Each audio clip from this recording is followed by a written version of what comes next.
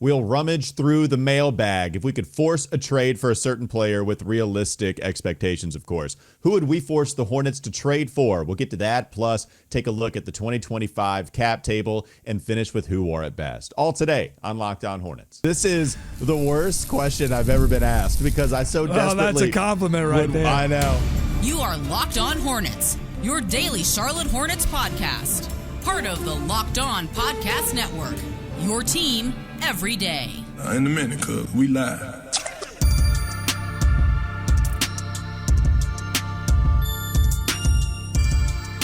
It's Locked On Hornets, part of the Locked On Podcast Network. It's your team every day. Thanks for making us your first listen. We're free. We're available anywhere you get your pods, and that does include YouTube. Today's episode is brought to you by FanDuel. Now through September 22nd, all FanDuel customers can bet $5 and get a 3-week free trial of NFL Sunday Ticket from YouTube and YouTube TV. Visit FanDuel.com to get started. Time now to go to some other silly summer content. We've been doing a lot of Hornets grid work lately. We are so desperate to make sure that we finish that project. We're going to work on another one later in this episode, that we are not going to finish. I don't accept that. I think we will finish it. In fact, I think later in the episode, we keep the reason we haven't finished it is because we get bogged down in one segment on an entire number of who wore it best.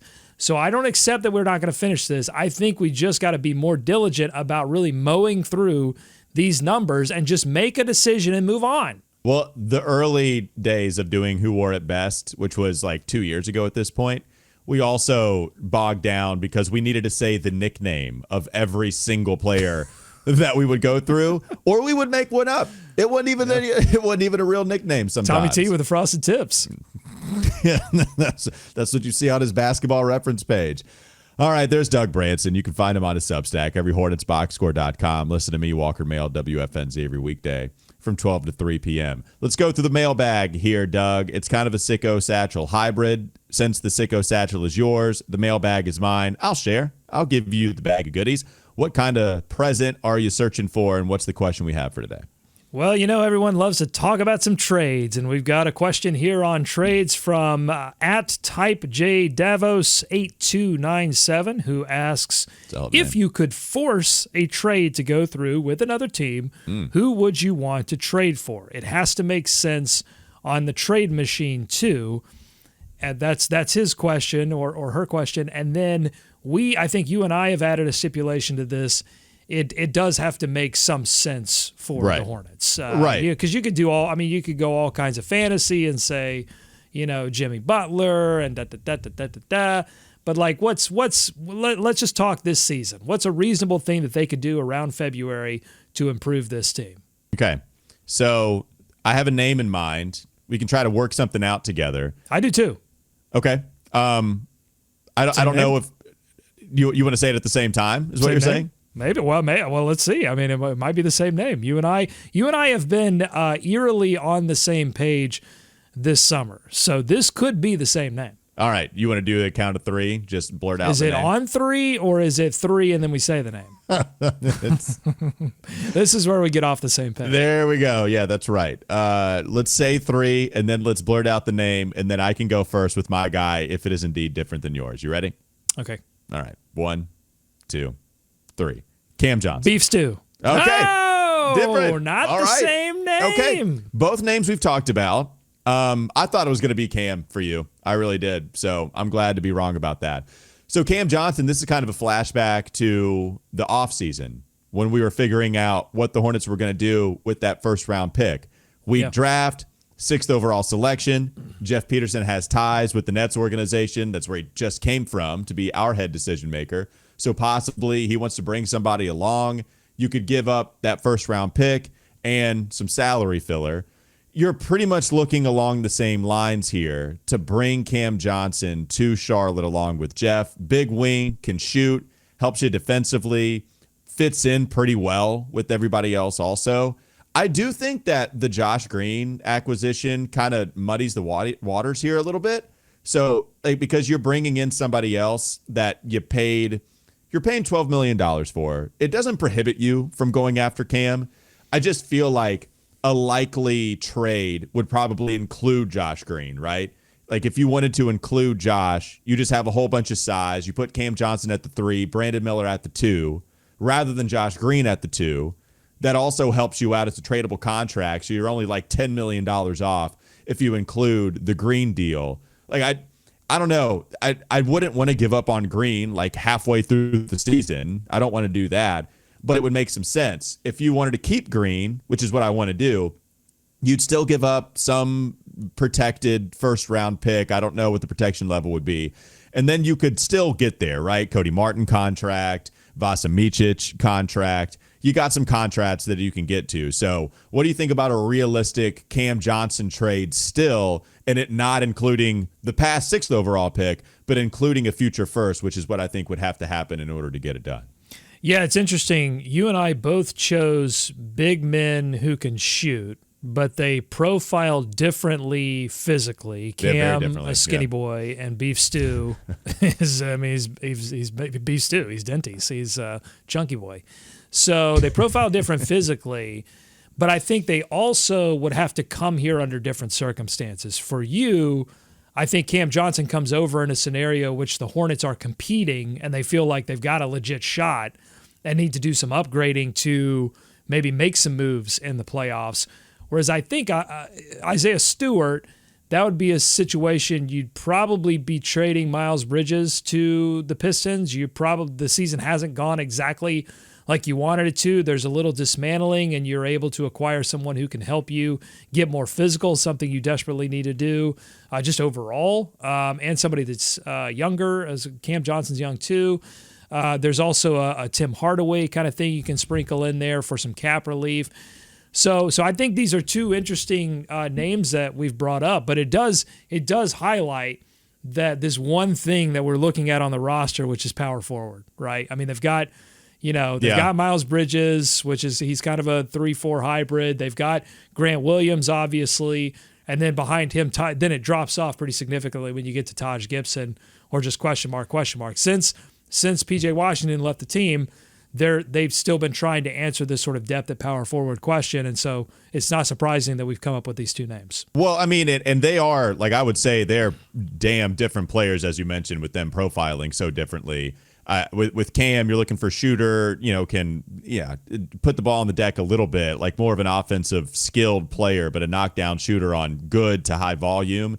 With Isaiah Stewart, like you would bring Cam Johnson in, and he'd immediately be a starter, right? Like there's no doubt about that.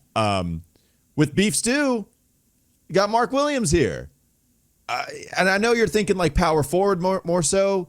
But Mark and Isaiah Stewart on the floor at the same time don't love it. So I know offensively Stu could be out there and just chill out at the 3-point line after shooting 38% last year. It's an outlier, but he did shoot 38. Maybe that's a sign of things to come.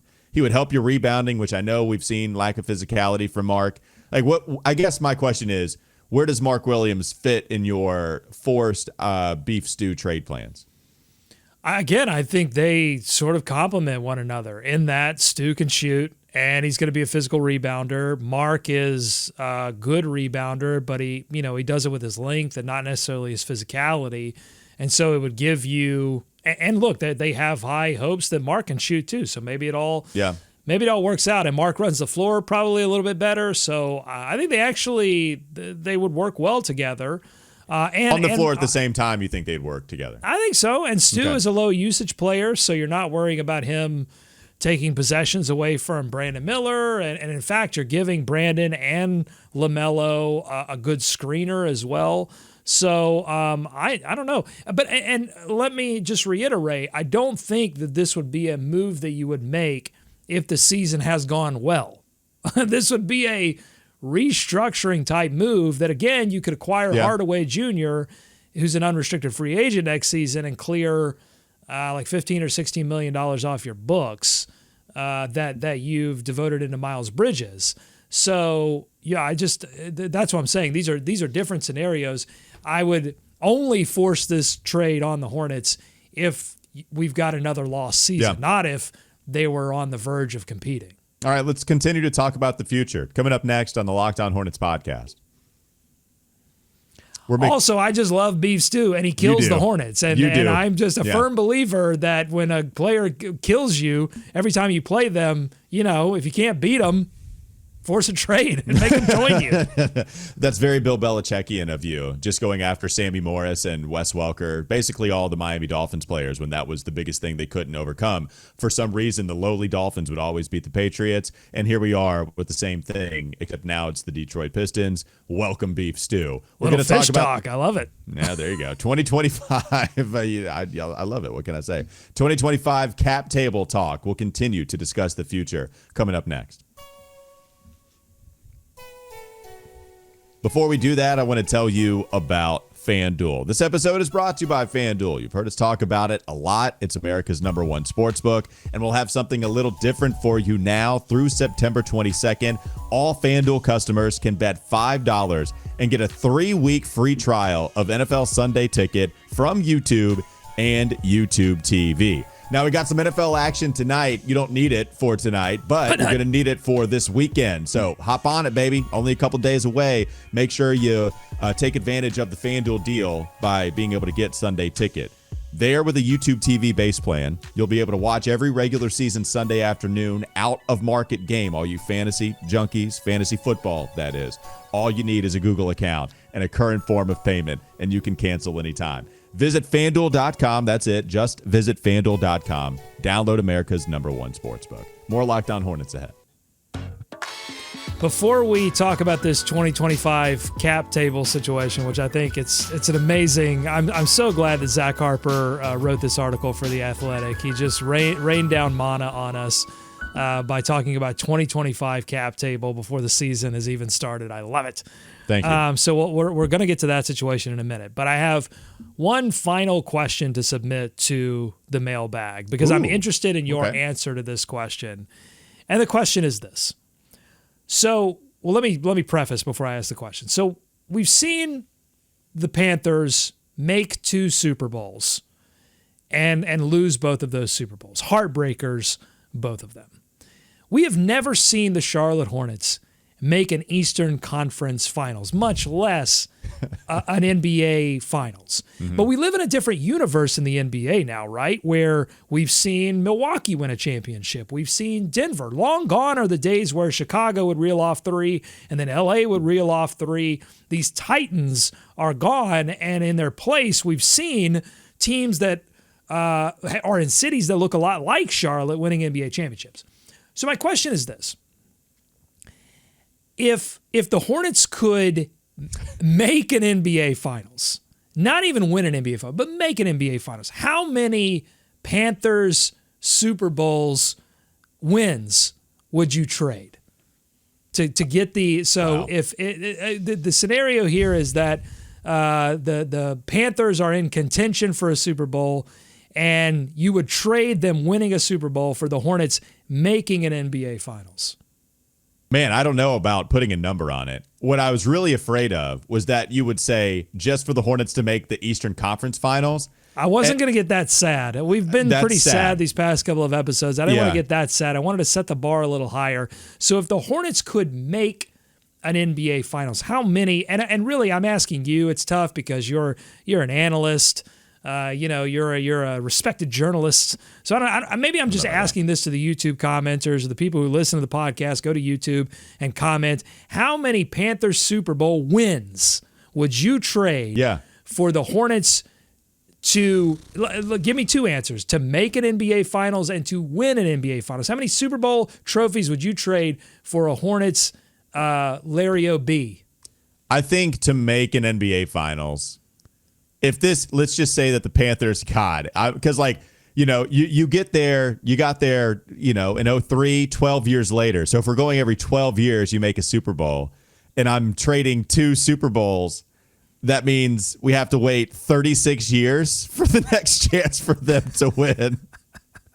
That is sick.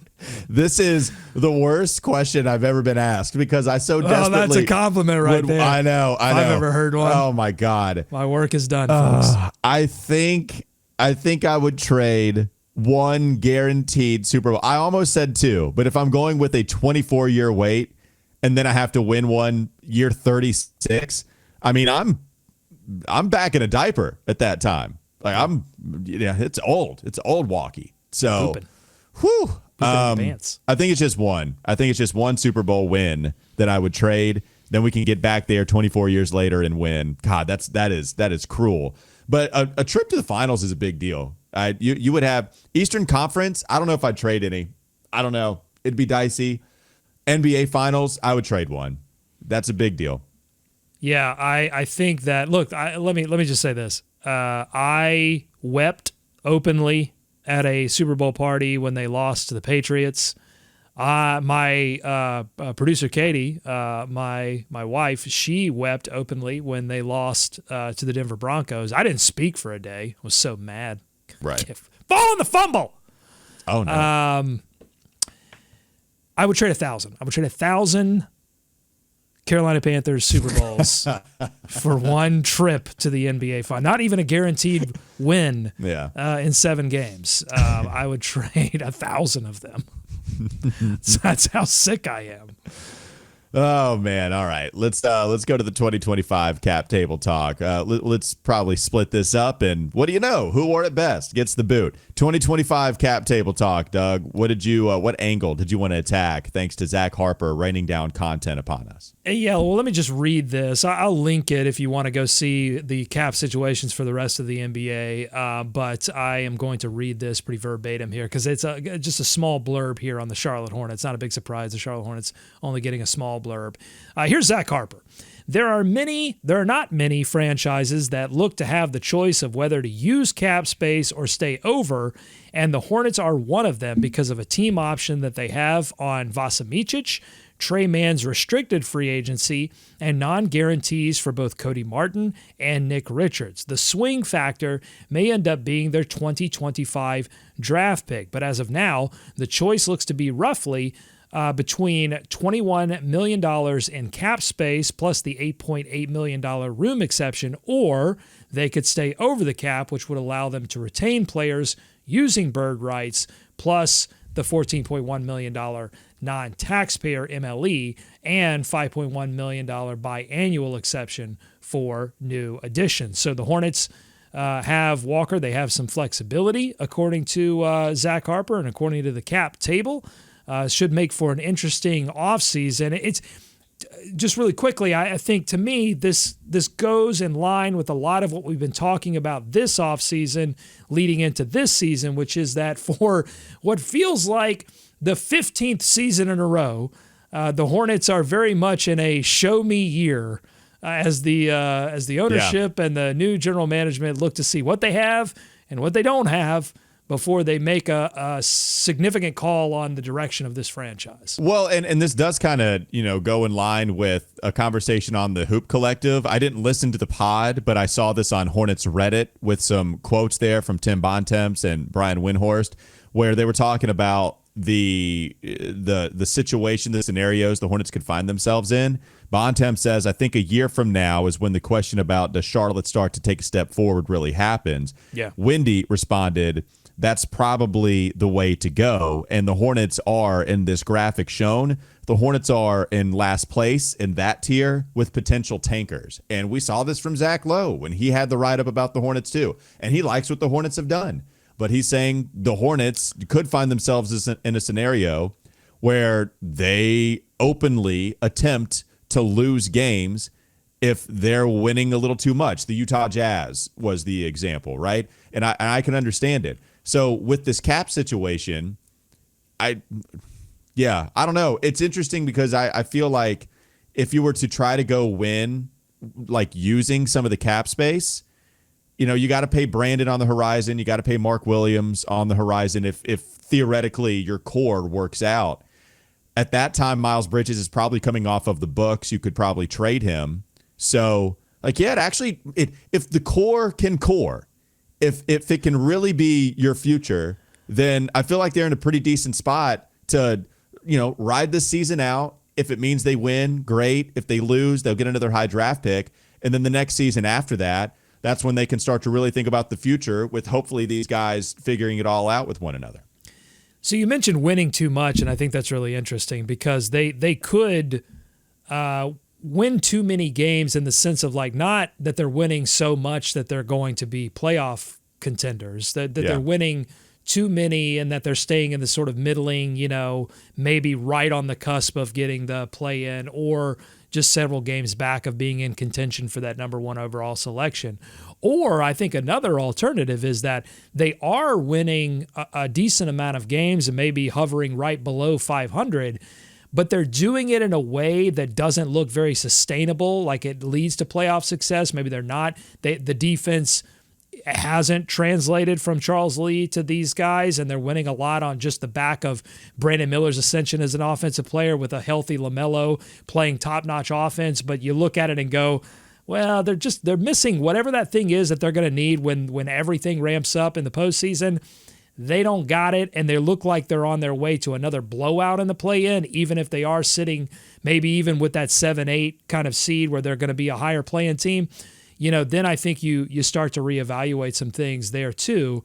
But yeah, I mean, I think this next offseason is when they're going to pivot. And I would throw a third option in there to Zach Harper's analysis that, you could either be under the cap and save money, which we've seen previous regimes of this franchise. They love to do that. So hopefully that's not where this Schlotkin crew is heading, that they will want to invest in this team. But you could retain players. You could retain your core players and some of the pieces, which they didn't do in 2015-16 when they were a surprise good team, surprise playoff team. Or you could use some of your draft capital that you've acquired at the trade deadline and other places and maybe not retain as many of those pieces, but go out and find another core piece. Maybe one of those core pieces isn't quite meshing with the rest of the core pieces, and you've got an opportunity to upgrade somewhere. They've got a lot of options. They do, yeah. It will be very interesting this next offseason. No, you're so right. Like, think about all the tradable contracts, right? Like, Grant Williams is another one I think is super tradable. And honestly, Grant could be involved in the Cam Johnson trade scenario I was talking about. Maybe it doesn't have to be Josh Green. But with Martin coming off of the books, also like being able to trade an $8 million this season to get ready for 2025, there are a lot of tradable deals, and it's enticing. Sometimes it's a little overwhelming because there's so many options. Like, it means there's a lot of bad options too. So that's what scares me. But I still like having a lot of options to get out of just not making the playoffs all the time. Yeah. What gets really interesting, and there are a lot of, this has to happen, or if this happens. So, we're just like purely doing some summer camp speculating here. But what really gets interesting is if Brandon Miller makes an astronomical leap into stardom all of a sudden, and it's clear. I think it's already starting to be clear that he's the future face of the franchise. But if it becomes immediately clear, and you have a healthy LaMelo Ball that doesn't look like the exact same LaMelo Ball that won Rookie of the Year and was an all-star replacement candidate, but is healthy and playing well enough. Like enough to get trade value is where you're driving. That's where I'm going. Would the franchise be brave enough to try to hunt a deal that's not going to be perfect when you're talking about a guy you just signed to a max contract and a guy you took so high and had such high expectations for, but are they willing to be brave enough to make that pivot next offseason?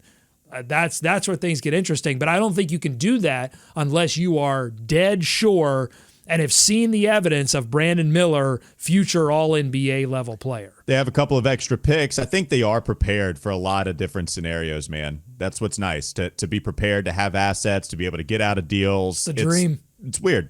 It's weird. Coming up next on the Locked On Hornets podcast.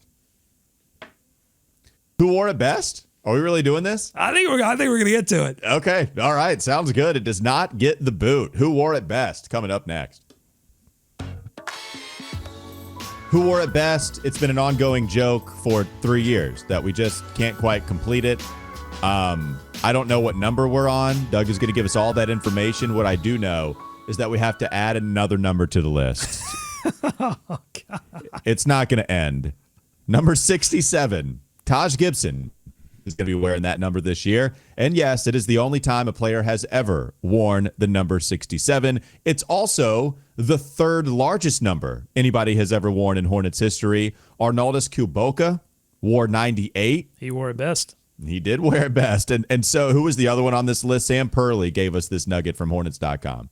Yes. So Taj Gibson wearing the number 67. Eric Williams wore the number 88 best. And then Arnaldus Kuboka from 21 to 22, he wore the number 98 best. And so, yeah, but here's the thing. I'm not going to count this, though. He's not quite there yet. Taj Gibson actually has to wear the jersey in order to wear it best. So we have to see him with the number on. So 67, it's not official yet, but he will get added to the list. It looks like at some point. So yeah, this list is it's never ending. It's kind of constantly evolve. How long before we're talking? Maybe we revisit this in a couple of years and talk about the number 24 and Brandon Miller ascending past current owner of who wore it best, number 24, and that of course is the great Jamal Mashburn. So. Yeah, a jersey that was hanging in the background for quite some time. It still is. There it is. On the double box look here on YouTube, you can't see it, but it's safe and sound next to B. Diddy's jersey. Yeah, there you go. What number? What's the next number that we're going to evaluate? The number 11 is up next, and 8 players have worn the number 11. We've got Ralph Lewis donning it for the first time in 1990, David Wingate from 94 to 95, Vernon Maxwell in 1998, Jason Miskery in 2000, right before the Hornets left town, Earl Boykins in 2008 for the Bobcats. Is he currently a coach? He's a coach. Is he? I don't still know. On the roster somewhere? I do not know. Sharon Collins. This is why we don't finish these lists. I get bogged down. In Boykins. Yeah, Sharon Collins, by the way, Sharon Collins. But yeah, he was a Kansas. Sharon. Yeah, he was a Jayhawk great. Sharon Collins. Sharon. Mm-hmm. Sharon. Okay, I'm getting bogged down again. Corey Higgins. Rod's son. I'm going to guess Corey he did not Higgins. wear it best. I'm going to already. 2012 to 2013. Was that peak nepotism for this franchise? Was Corey Higgins peak nepotism? Rod being Michael Jordan's longtime good friend, having Rod's son make the team. And so he was the general manager at the time, and then his son playing for the team. It's hard. Yeah, it's got to be. It's got to be close. Josh McRoberts from 2013 to 2014. It's probably going to come down to him and David Wingate because the last two are Noah Vonleh, 2015, and Cody Martin, wrong twin, 2020 to 2024. Now, Cody has worn it the longest, hasn't worn it on the floor as much as we'd like. I think McBob has the number on lock here. He was a big part of what Steve Clifford's first stint, meant. Cliff loved Josh McRoberts. I think we don't have to focus on him too long. We had the one half of Cody Martin where we thought, okay, maybe we get something from him, but eventually it doesn't look like it's going to continue like that. We just kept getting injury after injury. It's unfortunate he never could come back. But give me Josh McRoberts, man. Like that, I think that would be my answer for this. I started this podcast in its first form. It was called Podcats, and it covered the Bobcats and the Carolina Panthers. Terrible SEO, that name, Podcats, was going nowhere. But we started it, very first episode was on the trade that brought McRoberts over. And I remember my take at the time was, this is a nothing trade. This is going nowhere. This is absurd. And my takes have only gotten worse from there, folks. But Josh McRoberts was a major impact on this team, and it's the kind of savvy move that we used to see from this franchise once upon a time, where you would have a couple of good players, you would have a little bit of an idea that they could do something, but they needed an extra piece, and they went out and made a savvy move to get Josh McRoberts, and he brought them just an energy level and a physicality too on both ends of the floor, I think, that they sorely needed. And I know I made the case for Beef Stew coming over in a scenario in which the Hornets weren't doing well, But just finding that missing piece, once you evaluate your roster, because you don't know what you don't know until you know it. And you know it by seeing this team, work itself out on the floor. So there are going to be some things that they find out about this team, 10, 20 games in that you've got to figure out a way to alleviate or rectify. And so hopefully they can pull off a McRoberts type of maneuver if they really feel like this core can do it. But I agree. Josh McRoberts wore it best. Congratulations, 2013-14. You get it. See, we're moving. We're moving somewhat quickly here. We've got a few more minutes. I think we can knock out a few more numbers. Number 10. How many players? 1, 2, 3, 4, 5, 6, 7, 8, 9, 10, 11. 11 players have worn the number 10. Andre Turner in 1990. B.J. Armstrong from 98 to 99. Had his moment. Yep, sure. Had a little stretch. Keith Bogans from 2005 to 2006. Vlad Rad from 09 to 10. Joel Prisbilla, the Vanilla Gorilla. That's right. Wore it in 2011. Mike Tobey wore it in 2017. Michael Carter Williams in 2018. Does he fill any of the Hornets grid boxes? I'm trying to think. Maybe I don't starter? think. Well, I mean, yeah. Is it the most blown layups box? I think is what he'll fix. Caleb Martin from 2020 to 2021, right twin.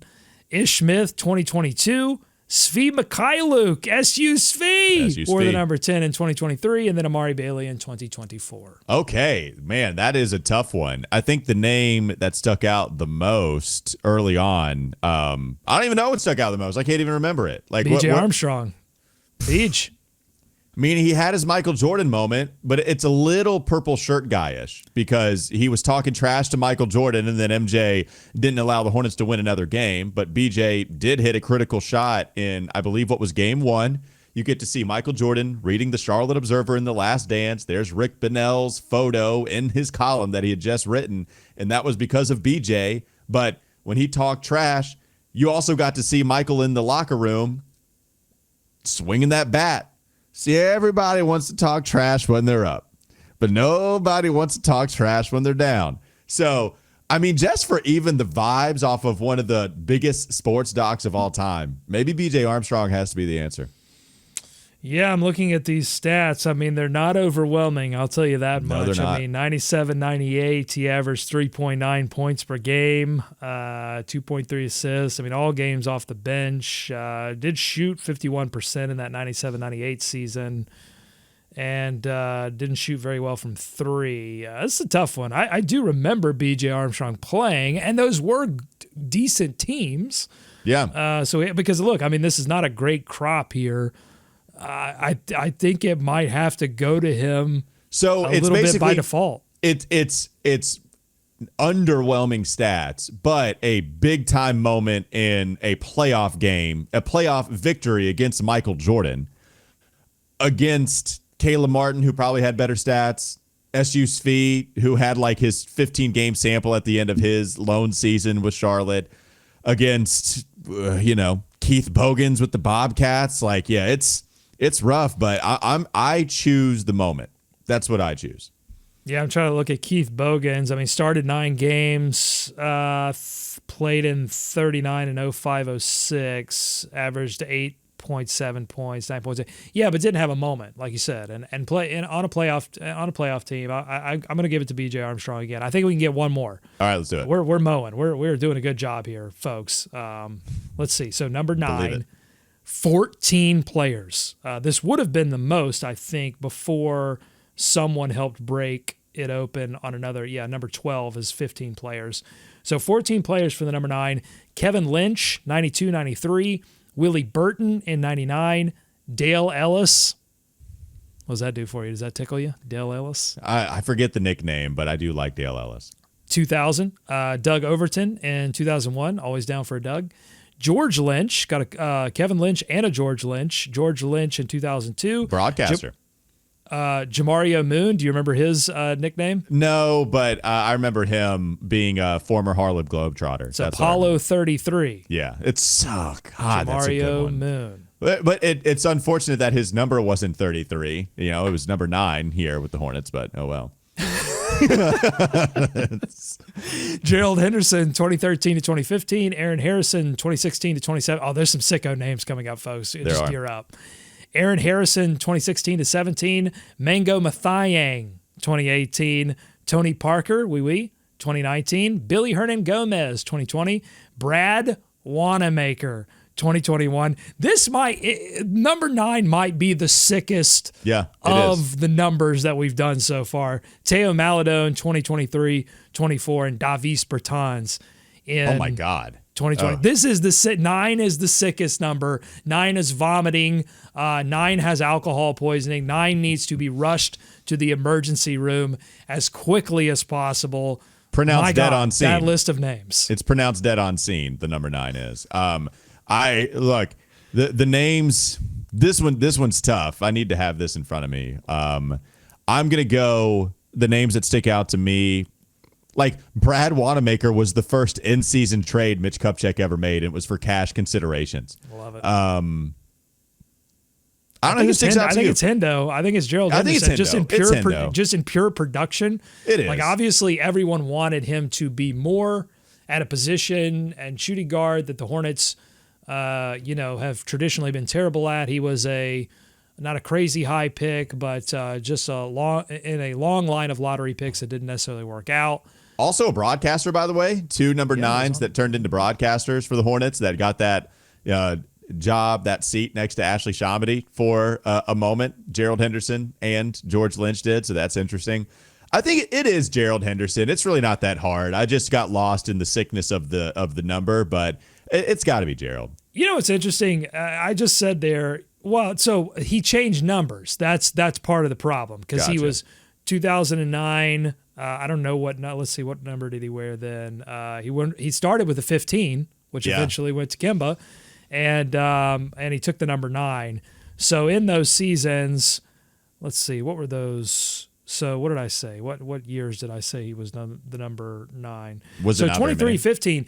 So 2013 to 2015, those were actually decent years for him. Okay. So if we're going to pick them, I mean, he averaged 15.5 points per game in 2012-13, 14 points per game. He had his little stretch in the number 9. I think this is undoubtedly he wore number 9 the best. Okay. Gerald Henderson, that was a rough stretch, man. That was tough. Try BJ Armstrong, Gerald Henderson are your who wore it best victors of the day. We also had another one at number 11. And McBob. Yeah, there you go, McBob. All right. That'll do it for Locked On Hornets. This was a sick episode. We appreciate you making us your first listen. Doug Branson, everyhornetsboxscore.com, Doug Branson, LOH. I'm Walker Mail, WFNZ.com. Also, Sports Radio 92.7, WFNZ. Listen to me anywhere. Follow me on Twitter, @Walker Mail. That'll do it for this week. We'll be back with you sometime next week. Have a great weekend.